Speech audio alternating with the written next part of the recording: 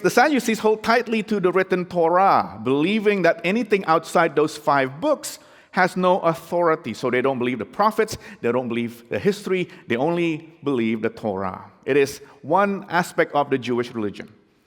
And so since they see no mention of the resurrection there, they dismiss the idea entirely. Their world has no room for mystery, the mystery of God.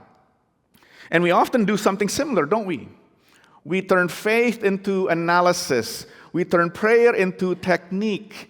We turn worship into theory.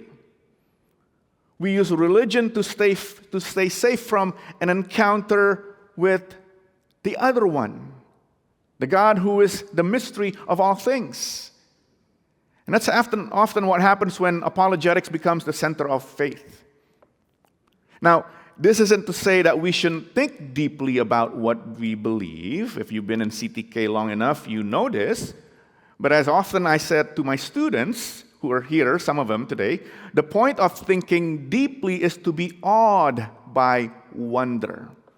Thinking deeply leads to wow about God. Right? To be drawn further into the mystery of the living God. And so in our story, we see that Jesus won't enter their game. He refuses to argue on their terms. Instead, he opens a window onto something larger, the living reality of God.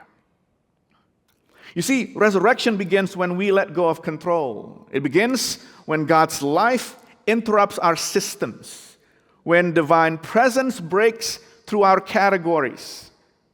And so Jesus answers their question, but not in the way they expect. He wants to open their minds to awaken to what I call sanctified imagination.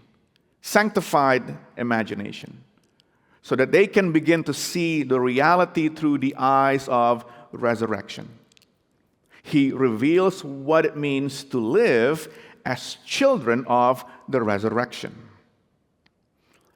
Notice Jesus begins his answer in a surprising way.